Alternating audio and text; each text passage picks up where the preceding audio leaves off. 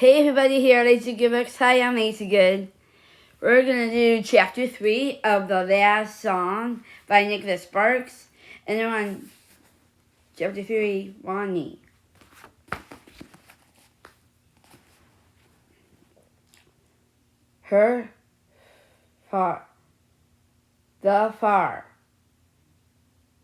The fair was crowded, or either Ronnie created herself the Roosevelt Beach Seafood Festival was crowded as she paid for a scuba from one of the concession stands. As she could see cars parked bumper to bumper along both roads leading to the pier, and even noticed a few enterprising teenagers renting out their driveways near the action. So far through the action was boring, she supposed she'd been hoping that the Ferris wheel was a permanent fixture, and there the pier offered shop. The stores like the boardwalk in Atlantic City. In other words, she hoped it would be kind of place she could see herself hanging out in the summer. No such luck. The festival was temporarily located in the parking lot at the head of the pier. It mostly resembled a small country fair.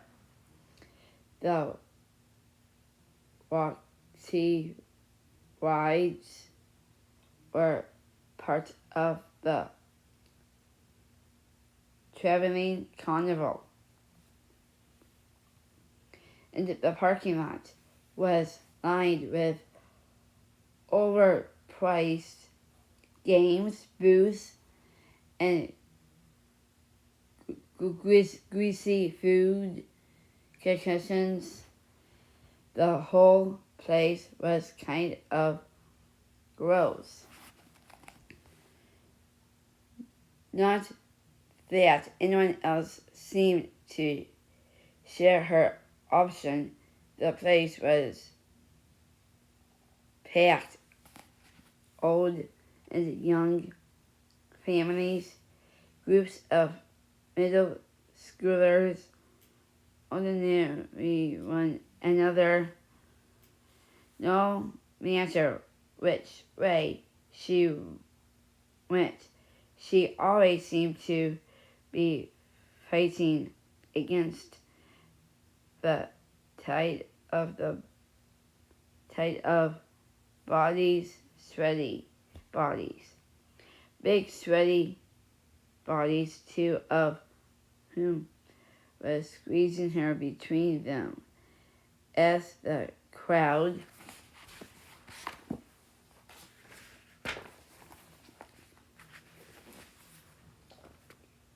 come to the incredible stop, no doubt they had both the fried hot dog and fried Snickers bar she'd seen at the concession stand. She work, work with her nose, so gross. Spicy and opening, she slipped away from the rides and carnival games booth and headed toward the pier. Fortunately, the crowd continued to thin as she moved down the pier, past booths offering homemade crafts for sale. Nothing she could ever imagine herself buying. Who on earth would want a gourmet custard entirely from seashells? But obviously someone was buying the stuff, or the booths wouldn't exist. Distracted, she bumped into a table manned by an elderly woman, stared on a folding chair, wearing a shirt emblazoned with the logo SPCA. She had white hair and an open, cheerful face. The type of grandmother who probably spent all day baking cookies before Christmas Eve. Ronnie guests on the table in front of her were fountains. Front of her were pomades and the donation jar, along with the large cardboard box. Inside of the box were gray puppies, one of which hopped up on its head legs to purr over the side of her. "Hi, little guy," she said. The elderly woman smiled. "Do you want to hold him? He's the fun one. I call him Seinfeld. The puppy gave a high-pitched woof.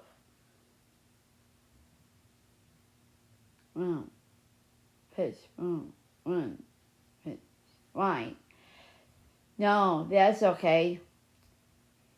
He was cute, really cute, even if she didn't think the name suited him. And she did sort of want to hold him, but she knew she wouldn't want to put him down if she did. She was a stinker for animals in general, especially abandoned ones, like these little guys. They're going to be okay, right? You're not going to have them put to sleep, are you? They'll be fine. The woman answered. That's why we set up the table, so people would adopt them. Last year, we found homes for over 30 animals, and those 4 have already been claimed. I'm just waiting for the new owners to pick them up. They're way out, but they there are more at the shelter. If you're interested, I'm only visiting, Ronnie answered, just as a word from the beach. She craned her neck, trying to see what's going on. A concert? The woman shook her head. Beach volleyball. They've been playing for hours.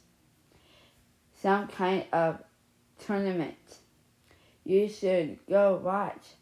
I've heard of the cheering all day, so the games must be pretty exciting. Ronnie thought about it, figuring, why not? It couldn't be any worse than what was happening up here. She threw a couple of dollars into the donation jar before handing toward the steps. The sun was descending, giving the ocean a sheen like liquid gold on the beach. A few remaining families were congratulated on towels near the water. Among the couple of sand castles about to be swiped away in the racing tide teams.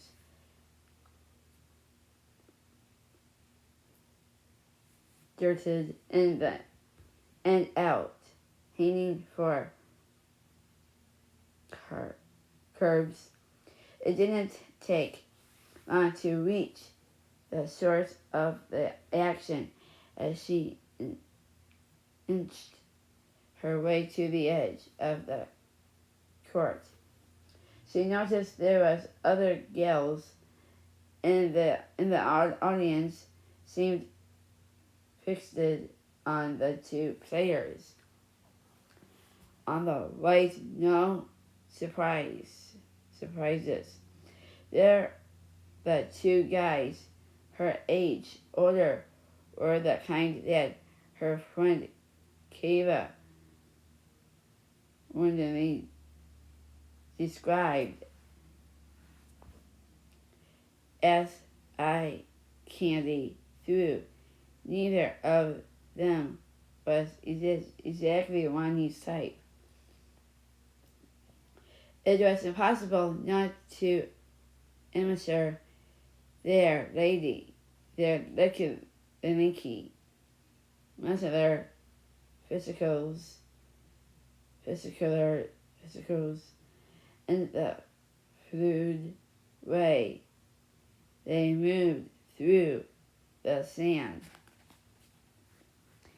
Respondingly to the taller one with dark brown hair and the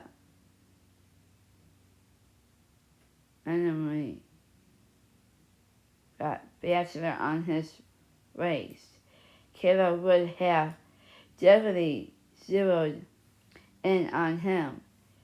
She always wants for the tall ones in the same way. The Beckett could blonde across the court was absolutely zeroing in on him. Ronnie had noticed the blonde and her friend right away. They were both thin and pretty. The blonde, white teeth, and absolutely used to being the center of attention and having boys drill all over them. They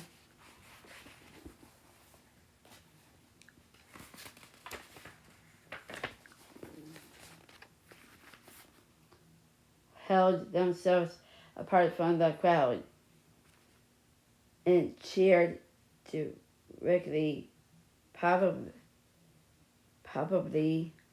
so they wouldn't mess up their hair. They might as well have been billions proximing. It was okay to administer them from a distance, but don't get too close, Ronnie. Don't know them. But she already didn't like them. She turned her attention back to the game, just as the cute guys scared another point. And then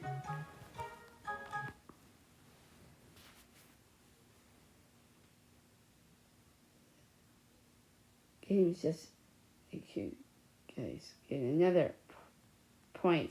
And then another, and still another. She didn't know what to scare was, but they were absolutely a better team.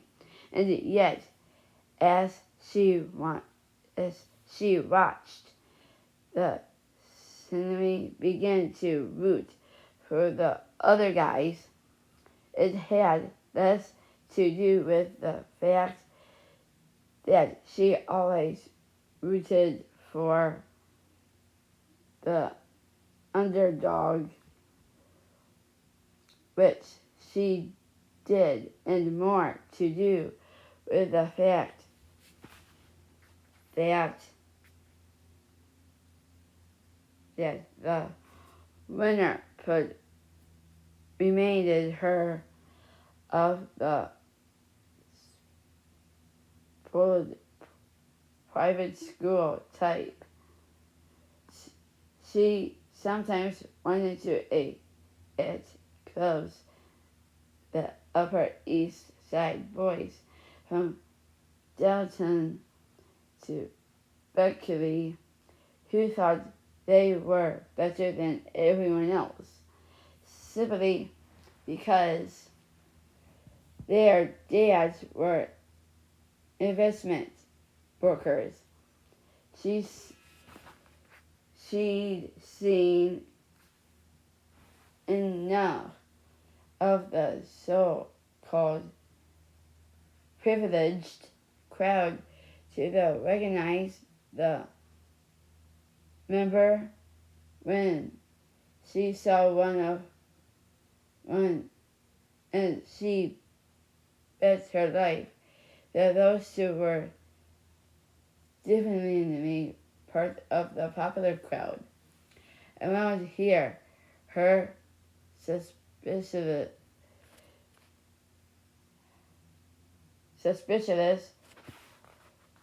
were confirmed after the next point.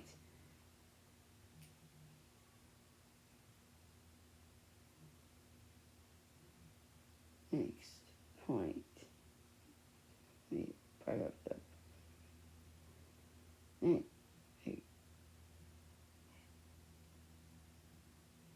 her extremely nearly part of the popular crowd. And here, the suspicious were confirmed after the next point, when the brown-haired guy's partner winked at the blonde-skinned Barbie doll friend as he got ready to save in the town. The Parsi people clearly all knew one another. Why wasn't she supposed by that? The game suddenly seemed less interesting, and she turned to leave just another serve slided over the net. She eventually heard someone shooting as the opposite team returned the serve, but before she had taken more than a couple of steps, she felt the spectators around her beginning to joltily, one another knocking her off balance for just an innocent too long. She turned just in time to see one of the players rushing toward her at full speed, his head carrying to catch sight of the wayward ball. She didn't have time to react before he slammed into her. She felt him grab her shoulders in a sentimentalist attempt to stop the momentum and prevent her from falling. She felt her arm jerk on impact and lost almost in fiction as the lid flew off the styrofoam cup, soda turning through the air before juicing her face and short. And then just like that, it was over up close. She saw the brown-haired player staring at her, his eyes wide with shock.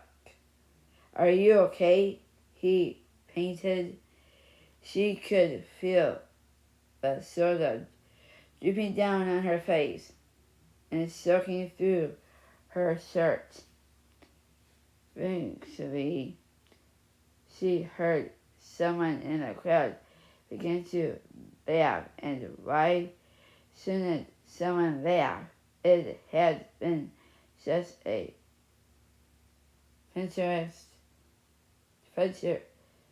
frustration day already.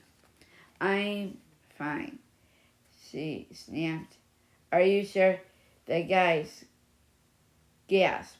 For what it was worth, he seemed constantly current.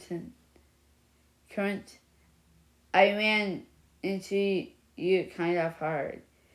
Just let me go," and said through clenched teeth. He hadn't seemed to realize he was still gripping her shoulders, and his hands intentionally released the perimeter. He took a quick step back and cautiously reached for the bracelet. He ordered it almost instantly. "I'm really sorry about that. I was going for the ball and I knew what you were doing," she said. "I served, okay?" With she turned away, waiting nothing more than to get as far away from here as possible. Behind her, she heard someone call out, "Come on, Will, let's go back to the game." But as she punched her way through the crowd, she was conscious somehow of his continuing gaze until she vanished from sight. Her search was ruined, but that didn't make her feel much better. She looked his shirt, a memento from the fallout boy current that she smacked out to with right last year. Her mom had almost thrown a casket about that one, and it wasn't simply because Rick had a tattoo of a spider web on his neck and more piercings in his ears than Kayla did. It was because she lied about where they were going.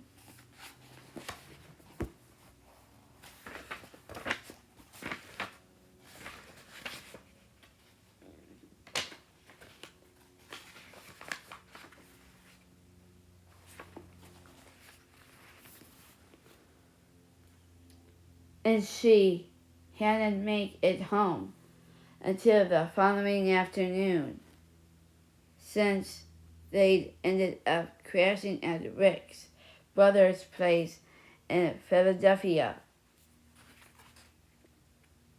Her mom forbade Ronnie from seeing or even speaking to Rick ever again. In a reel that Ronnie broke the very next day. It wasn't that she loved Rick. Frankly, she didn't even like him that much, but she was angry at her mom, and it felt right at the time. But when she got to Rick's place, he was already stoned and drunk again, just as he'd been at the current, and she realized that if she continued to see him, he'd continue to pressure her to try whatever it was he was taking, just as he'd done the night before. She spent only a few minutes at his place before heading to Arnold's Bear for the rest of the afternoon, knowing it was over between them. She wasn't naive about drugs. Some of her friends smoked pot, a few did. Connie and Costery, and one even had a nasty meth habit. Everyone but her drank in the weekend. Every club and she went to offered every across to all of It seemed that whenever her friends smoked or drank the pills, they swear made the evening worthwhile. They'd spend the rest of the night slandering their words, or stranging, or vomiting, or losing control completely, and doing something really stupid, something usually involving a guy. Ronnie didn't want to go there, not after what happened to Kayla last winter. Someone Kayla never knew who slipped some GHB into her drink, and though she had only a first reaction of what happened next, she was pretty sure she remembered being in a room with 3 guys she'd met for the first time that night. When she woke the following morning, her clothes were strewn around the room. Kayla never said anything more. She preferred to pretend it had never happened at all, and regretted having told Ronnie even that much.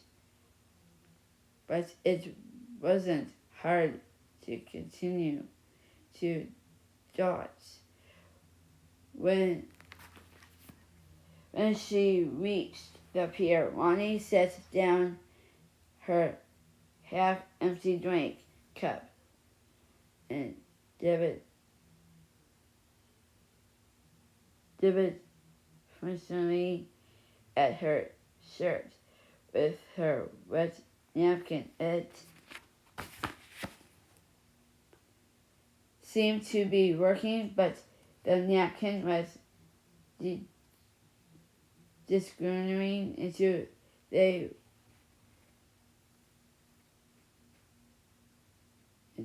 tiny whole flakes. There, reasonable,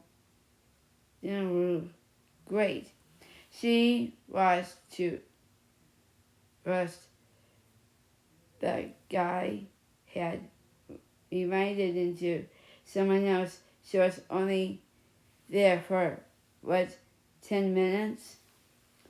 What were the odds that she turned away at the same instant the ball came flying her way, and that she'd been holding a soda in a crowd at the volleyball game she didn't even want to watch, in a place she didn't want to be in a million years. That seemed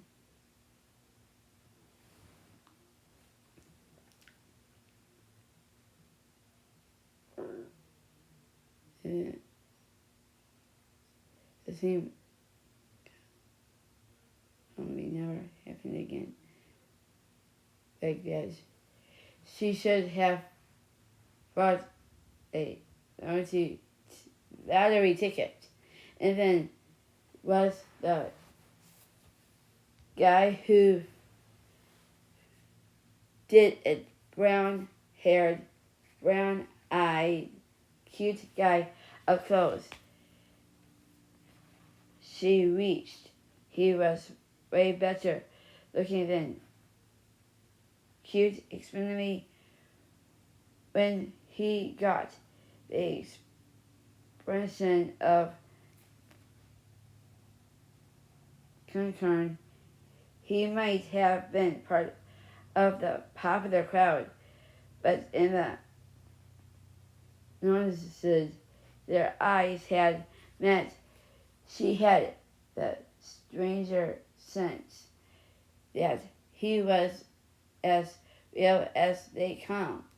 Ronnie shook her head to clear her mind of such crazy thoughts.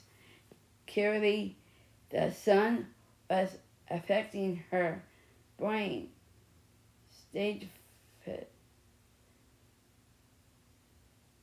Stiffened that she'd done the best she could with the napkin.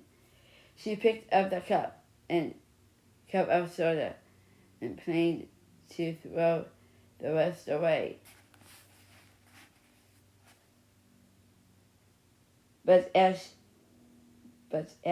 she spun around, she felt the cup got jammed between her and someone else. This time, nothing happened. In slow motion, the soda instantly covered the front of her shirt. She froze, staring down at her shirt in disbelief. You're got to be kidding. Standing before her was a gal her age, holding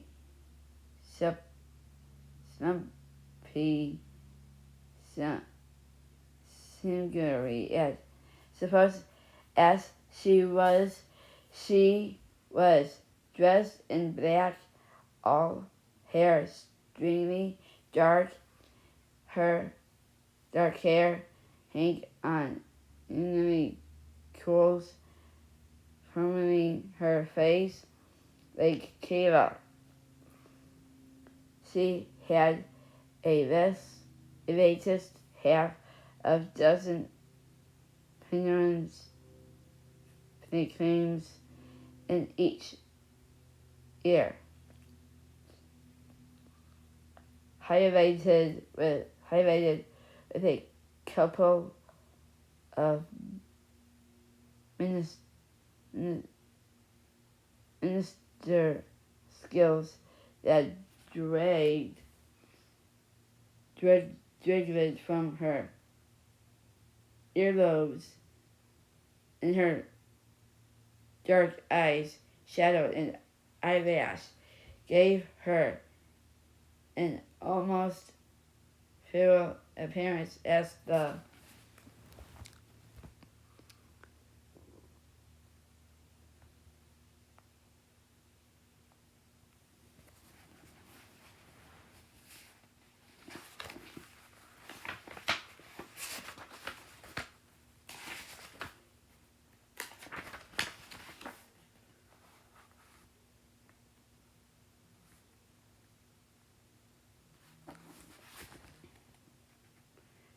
seem to be working by the napkin.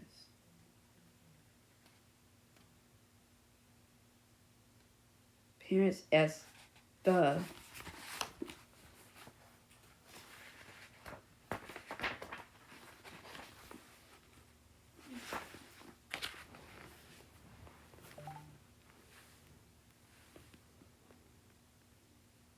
remains of her soda shook through Ronnie's shirt.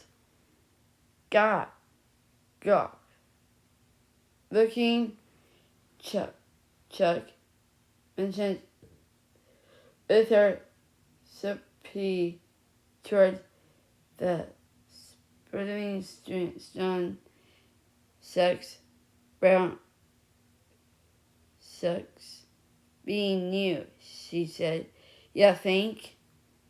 At least the older side mustn't now. Oh, I get it. You're trying to be funny. Reggie is more like it. Then you might have said something like maybe you should stuck with sippy cup. Guard, talk. That. It's officially gosh sound. You're not from around here, are you? No, I'm from New York. I'm here visiting my dad for the weekend. No, for the summer. It does suck being here. This time it was Ronnie's turn to laugh. I'm writing it short for Veronica. Call me Bizzle. Bizzle? My real name is Gothard. Gillard from the Lord of the Rings. My mom's weird like that. At least she didn't name you Gollum or Ronnie with a tilt of her hand. She motioned over the shoulder. If you want something dry, there are some normal shirts to the booth over there. Nemo? Yeah, Nemo from the movie Orange and White Fish Company. Flipper gets stuck in a fish tank and his dad goes find him. I don't want a Nemo shirt, okay? Nemo's cool. Maybe if you're 6, Ronnie wanted suit yourself.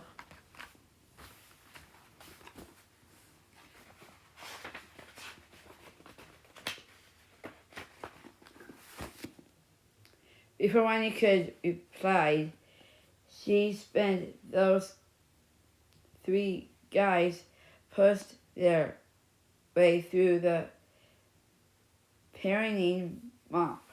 They stand out from the beach crowd with their torn shorts and tattoos. Bare clothes, shocking benches, heavy leather jackets. One had pieced eyebrow and were crying as old-fashioned boombox. Another had a fanged mohawk and arms completely covered with tattoos.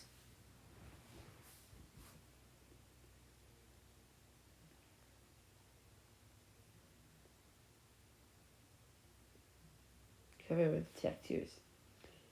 The third business had long black hair, offered by milky white skin. Ronnie turned instantly to realize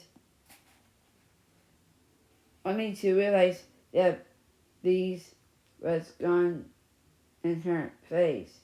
Stood Josh. What did you spill on your shirt? He asked. You're all wet and sticky. Ronnie searched for bees, wondering where she'd gone. And I just go away, okay? I can't. Dad's looking for you. I think he wants you to come home. Where is he? He stopped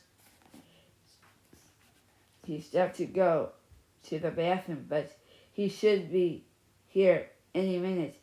Tell him you didn't see me. Josh thought about it. $5. What? Give me $5. and I'll forget you are here. Are you insane? You don't have much time, he said.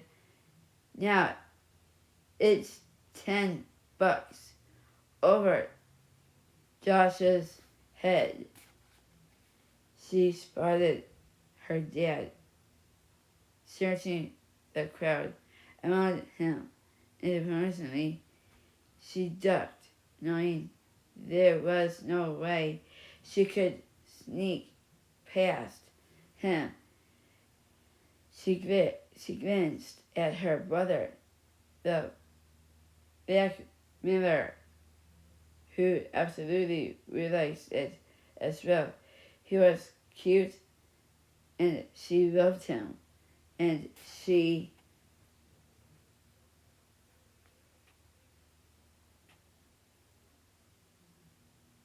loved him. So she ducked, knowing that there was no way she could sneak past him. She glanced at her brother, the back mirror, who'd absolutely realized it as well. He was cute, and she loved him. And she appreciated his backmirroring abilities, but still, he was here, lit the brother in a perfect world. He would be on her side, but was he? Of course not. I hate you. You know, she said. Yeah, I hate you too, but it's still gonna cost you $10.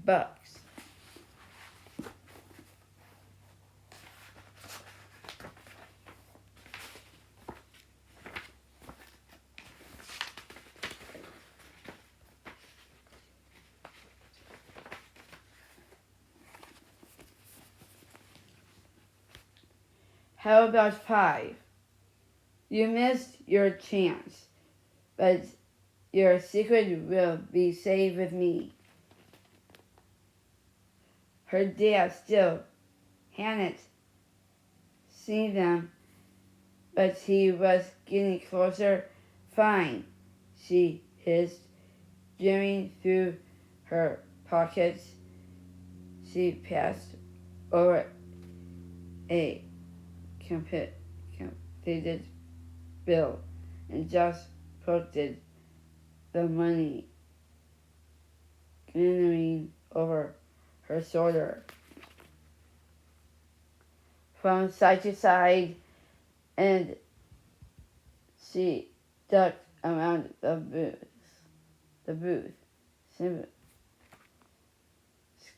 sparing her.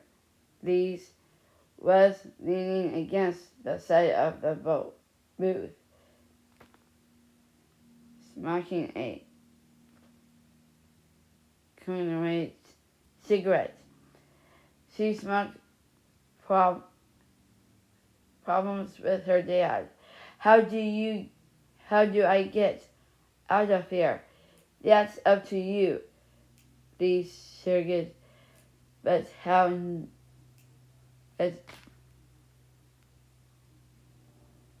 He knew what shirt you're wearing. An hour later, Ronnie was still beside Liz on one of the benches near the end of the pier.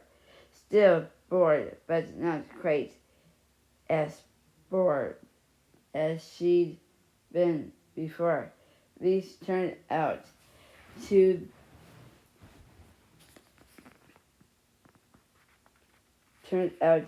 he a good listener with quickly sense of humor and built, and best of all, she seemed to love New York as much as Ronnie did, even though she'd never been there. She asked questions about the basics, Times Square, in the Empire State Building as she shooted Statue of Liberty towards trip that Ronnie tried to avoid all at the coast, but Ronnie humored her before this being the real New York eclipse in Charlottesville. The music seems the Brooklyn and the street videos and Christensen it was possible to buy Bergman's recording or fake process or pretty much anything else for pennies on the dollar. Talking about those places made her abysmally long to be back home instead of here. Anywhere but here. I wouldn't have wanted to come here entire. These agreed. Trust me, it's boring. How long have you lived here? Just my whole life, but at least I'm dressed okay. Ronnie has bought the stupid Nemo shirt, knowing she looked ridiculous. The only size the booth had in stock was an extra large, and the thing apparently reached her knees. It's only becoming future was that once she donated it, she'd been able to slip unseen past her father. These had been right about that. Someone told me Nemo was cool. She was lying. What are we still doing out here? My dad's probably gone by now. Please turn. Why do you want to go back to the carnival? Maybe go to the haunted house? No, but there's got to be something else going on. Not yet. Later there will be. But for now, let's just wait for what? Please didn't answer. Instead, she stood and turned around, facing the backing water. Her hair moved in the breeze, and she seemed to stare at the moon. I saw you earlier, when you were at the volleyball game. The moon said down the pier. I was standing over there, and you seemed out of place. So do you, which is why I was standing on the pier.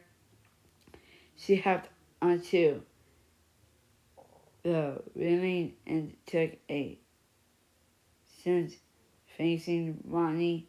I know you don't want to be here, but what did your dad do to make you so mad? Ronnie wiped her palms on her pants. It's a long story. Does he live with his girlfriend? I don't think he has a girlfriend. I consider yourself lucky. What are you talking about? My dad lives with his girlfriend. This is his third one since the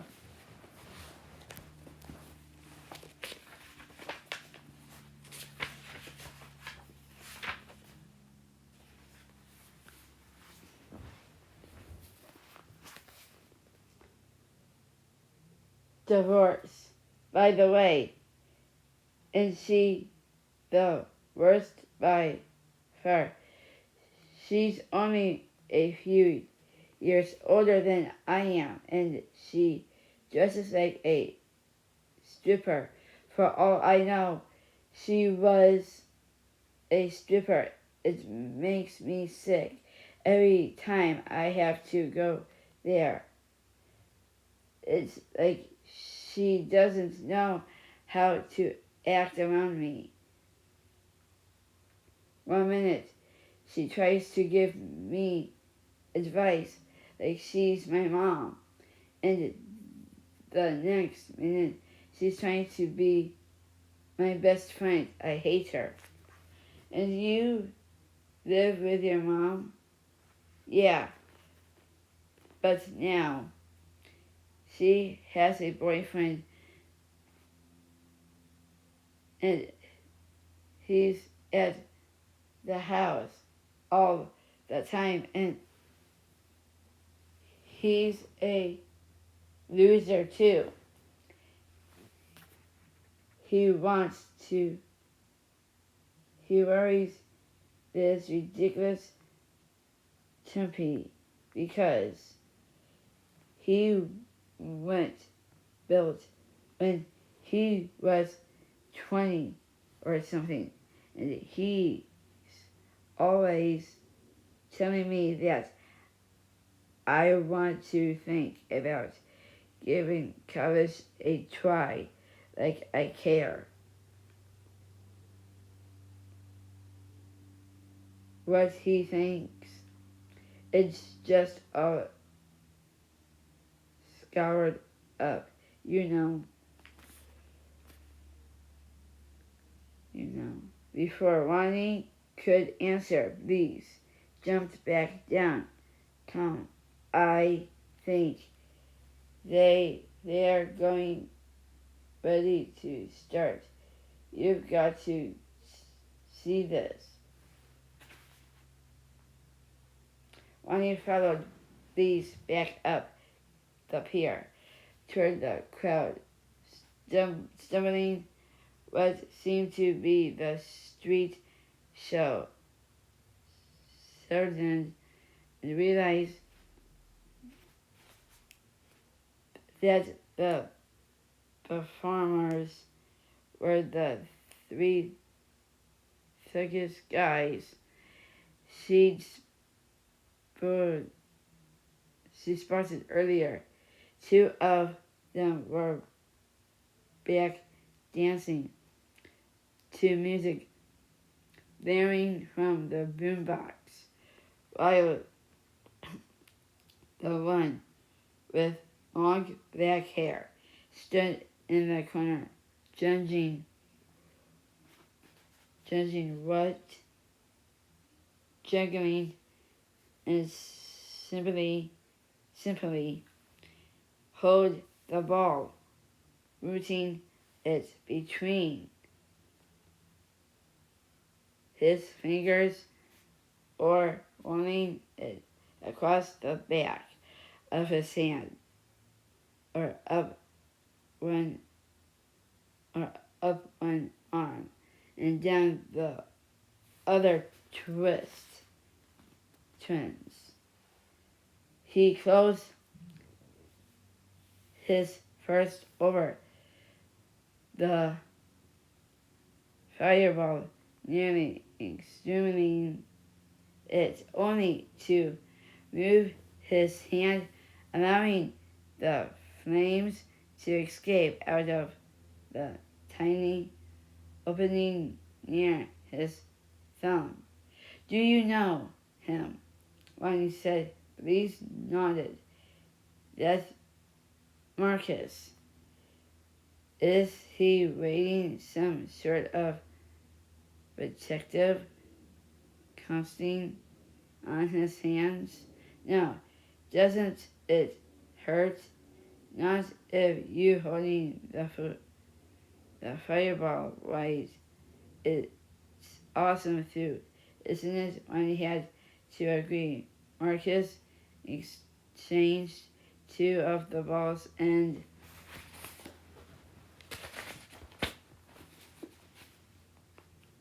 then relate them again by touching from the third on the ground. They and up toward Magic's her, and Ronnie watched as people began tossing money into it. Where does he get the fireballs? He makes them. I can show you how. It's not hard. All you need is a certain t-shirt, needle, and thread, and some make their food. As the music continues to blare, Marcus tossed the third fireballs to the guy with the mohawk, and the two they judged them back and forth between each other like a circus clowns, using bowling pins faster and faster until one threw went away, except that didn't the guy with their poised eyebrow caught it squirrel style and began barnacling it from foot to foot, as through it were nothing more than a hockey sack. After extremely thereof the fireballs, the other two followed suit of the entire troop, kicking the two fireballs back and forth between them. The crowd started to clap, and money made into the hat as the music built to the second, then all at once. The remaining fireballs were caught and extracted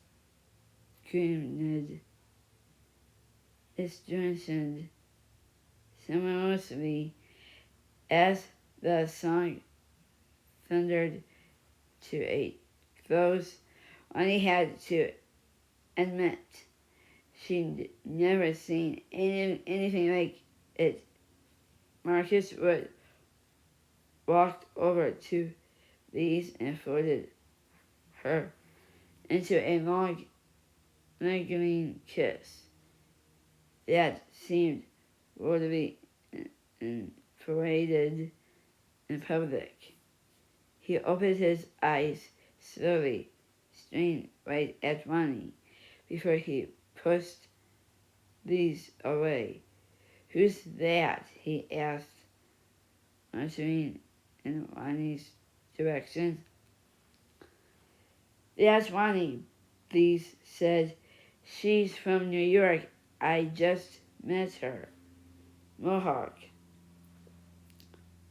pretend, eyebrow, jointed, Marcus, and Lise in their security, making Ronnie feel discriminatingly uncomfortable.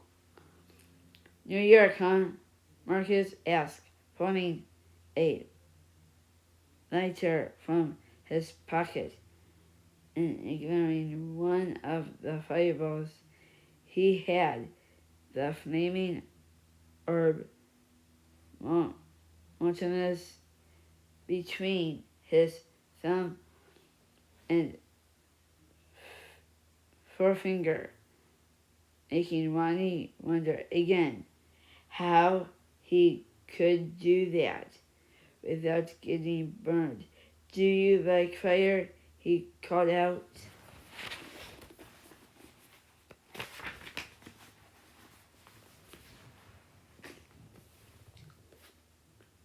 Without waiting for an answer, he thought the fireball in her direction. Ronnie jumped out of the way to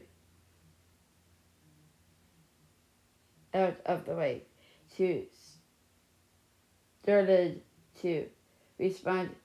The ball landed behind her just as a police officer rushed forward, stomping out the flame. "You there," he called out, "point one. Now, I've told you before that you can't do your little show on the pier. And next time, I swear I'm gonna bring you in." Marcus held up his hands and took a step backward. "We were just leaving." The boys grabbed their coats and began moving up the pier toward the carnival rides. These followed, leaving Ronnie also. Ronnie followed, leaving Ronnie alone. Ronnie felt the officer gaze on her, but she ignored him. Instead, she